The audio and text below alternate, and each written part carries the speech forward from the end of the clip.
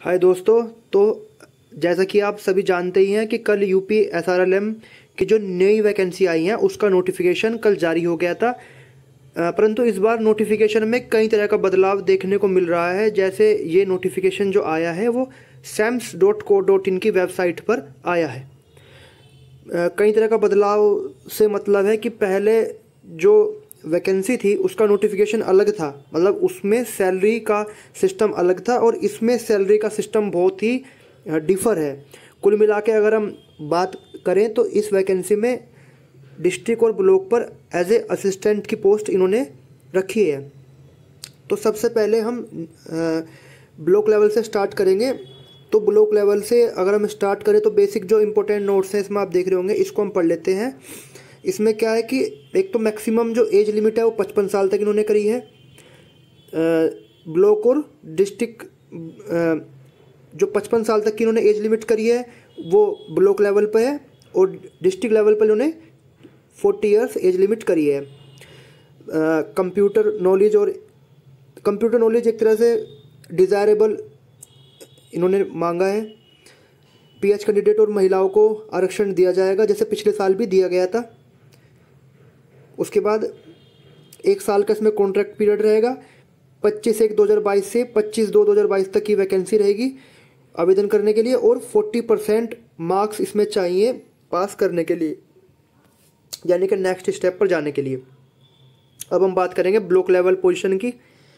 तो जैसे ये ब्लॉक लेवल पोजीशन ये है, क्लस्टर कोऑर्डिनेटर की इसमें पोस्ट आई है ब्लॉक लेवल पोजीशन में। तो क्लस्टर कोऑर्डिनेटर में इन्होंने जो मांगा है, ग्रेजुएशन डिग्री मांगी है इन्होंने।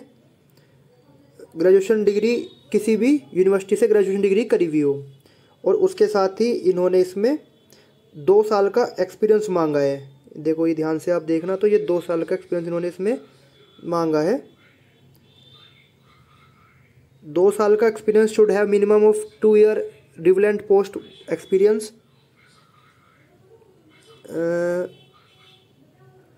इन implementing social community development program livelihood SHGs program should have experience in handling large and multidisciplinary team with demonstrated leadership skill। इन्होंने कुल मिला के इसमें 2 साल का एक्सपीरियंस मांगा है SHG से रिलेटेड कार्य को करने के लिए, या फिर कोई गवर्नमेंट का कोई लार्ज प्रोग्राम को जो हैंडल कर रहे हैं। गांव में अगर कोई और भी प्रोग्राम चल रहा है तो उस तरह का जिसमें महिलाएं इन्वॉल्व हो या कोई एक टीम वर्क हो रहा हो, उस तरह का इन्होंने 2 साल का एक्सपीरियंस मांगा है लीडरशिप क्वालिटी वाला।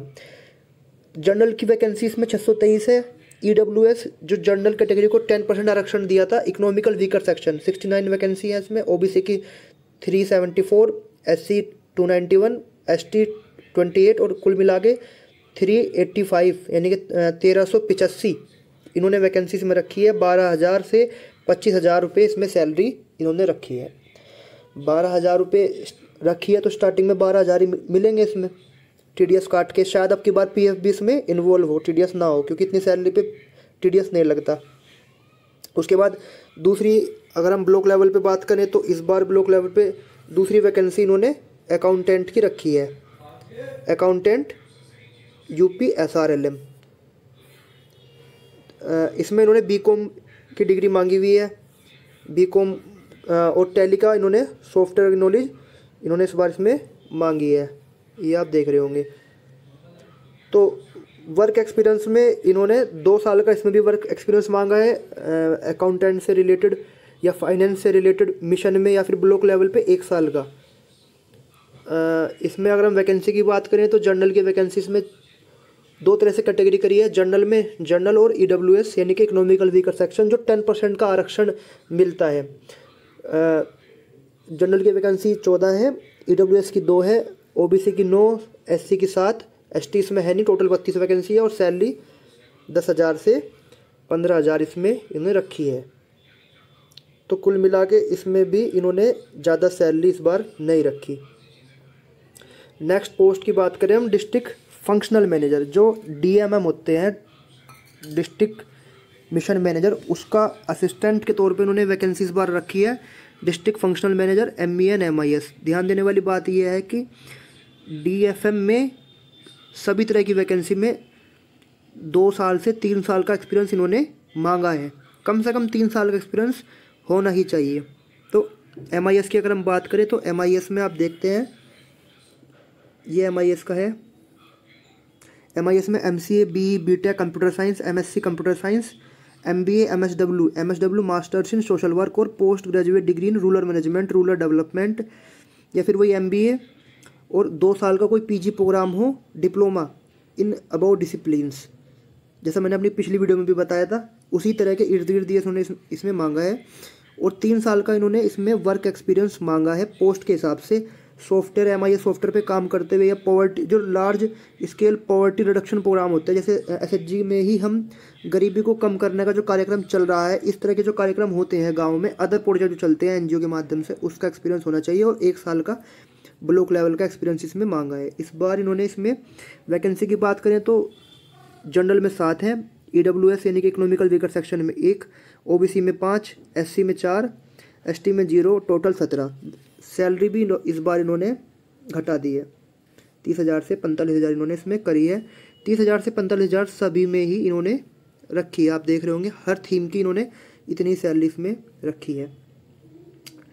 अगर हम बात करें district functional manager livelihood, non firm livelihood, तो या फिर हम बात करें district functional manager for micro finance MFFI वाला जो है, या फिर डिस्ट्रिक्ट फंक्शनल मैनेजर SMCB, तो सभी में इन्होंने पोस्ट ग्रेजुएट डिग्री मांगी है रूरल मैनेजमेंट से, सोशल वर्क, सोशोलॉजी जो मैंने आपको बताया था, MBA किसी भी डिसिप्लिन, MBA हो, इकोनॉमिक्स हो, या फिर इन्होंने एग्रीकल्चर भी, इन्होंने MSc एग्रीकल्चर भी इसमें इन्होंने लिया है। और इसके इर्द गिर्द इन्होंने इसमें एक्सपीरियंस भी 2 साल का, 3 साल का इन्होंने एक्सपीरियंस मांगा है। माइक्रो फाइनेंस में हम अकाउंटेंसी की बात करेंगे, एजुकेशनल वही हो जाएगा, पर इसमें एक MCOM वाला फैक्टर भी आ गया है। और SMCB में भी डिग्री वही है, सोशोलॉजी से रिलेटेड, सोशल वर्क से रिलेटेड, इकोनॉमिक्स से रिलेटेड, या फिर MBA, और 3 साल का एक्सपीरियंस इन्होंने हर एक पोस्ट में मांगा है। तो इसी के साथ मैंने आपको इस वाली वीडियो में डिस्ट्रिक्ट फंक्शनल मैनेजर और ब्लॉक लेवल पोजीशन में अकाउंटेंट और क्लस्टर कोऑर्डिनेटर के बारे में बताया।